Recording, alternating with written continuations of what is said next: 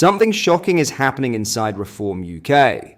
The party that promised to defend free speech, to stand up against the establishment, and to be the true voice of ordinary Britons, has just made a move that could tear its own credibility to pieces. A move so self-destructive, many are calling it political suicide. Let's break it down, but first, hit the like button and subscribe to the channel for more. We have released our new I'm Not Far Right t-shirts. There are 2 different variants which come in black and blue. You can find them at britishstand.com or check the link in the description. Let's get into today's video.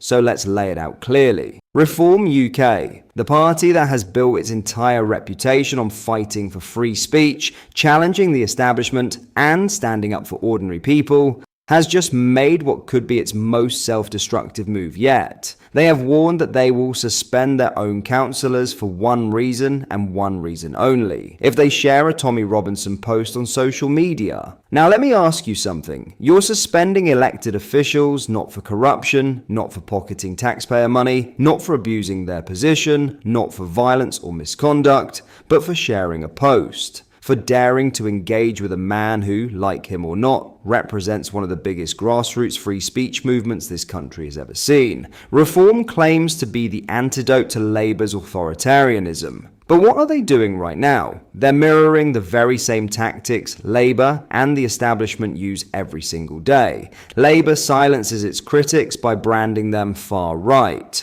Social media giants censor ordinary people for speaking uncomfortable truths. And now Reform UK, the party supposedly defending free expression, is doing the exact same thing to its own members. Let's get this straight. Free speech is not about protecting polite, popular, or convenient speech. Free speech matters most when it protects the controversial, the uncomfortable, and yes, the inconvenient voices. Because once you start deciding which opinions are allowed and which are punishable, you've already lost the principle entirely. Tommy Robinson has been demonized by the establishment for years. Whether you agree with every word he says or not is irrelevant. What matters is that people have the right to share his posts, to discuss his ideas, and to decide for themselves. If Reform UK cannot even uphold that basic right within its own ranks, then how can they be trusted to defend it at a national level? This is where Orwell comes in. Remember his warning: in a time of universal deceit, telling the truth is a revolutionary act. Right now, we live in a society where sharing a post can cost you your career. That is not democracy. That is not freedom. That is not Britain as we know it. Somewhere out there, Orwell is laughing, because what he predicted in 1984 is unfolding right in front of us. People punished not for crimes, not for betrayal of public duty, but for thought crime. And the so-called rebels, the ones who were supposed to stand against it, are now enforcing the same rules as the establishment they claim to oppose.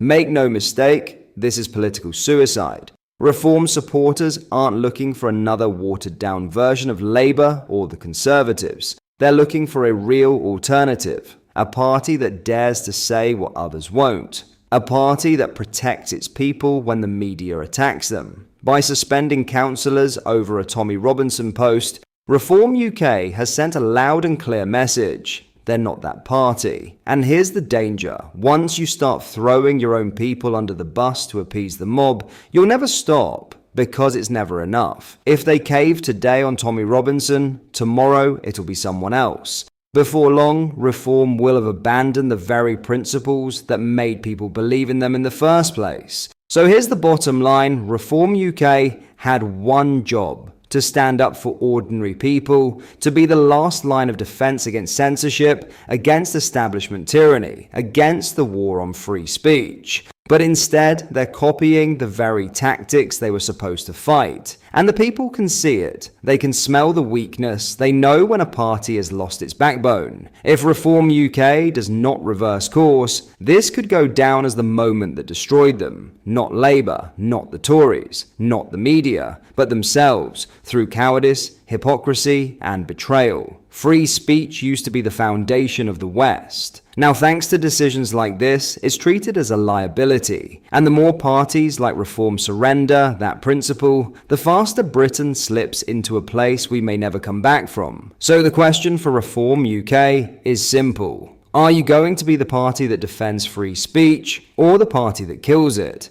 In other news, Conservative leader Kemi Badenoch has warned that Rachel Reeves could have an unpleasant shock in store for homeowners. She said to the media that the Labour government is weighing up whether to impose a capital gains tax on people selling their properties. Mrs. Badenoch said the Chancellor has allowed a summer of speculation about what taxes will rise in the upcoming budget. She spoke to the media about forcing a vote in Parliament, which she hopes will flush out where Labour MPs stand on the matter.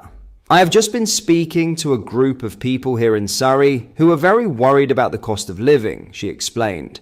They are worried that taxes are going up yet again and they can't afford it. This is happening because Labour has allowed a summer of speculation about what taxes are going up. The Treasury has been saying some things but not denying other things. People believe their properties are going to be taxed. What a wealth tax usually means is people's properties, businesses and family homes. It makes it harder to buy your own home and buy your first home. The Conservatives will oppose them every step of the way. Asked to expand further on what she is planning in the Commons on Wednesday, Mrs. Badenoch said she's hoping to effectively force transparency from the government. A capital gains tax is a charge applied when you sell an asset that has increased in value. Main homes are currently exempt, but it applies to the sale of things like paintings, second homes, and stocks and shares. The government is said to be considering scrapping the relief for main homes when they are on the pricier side, The Times reports.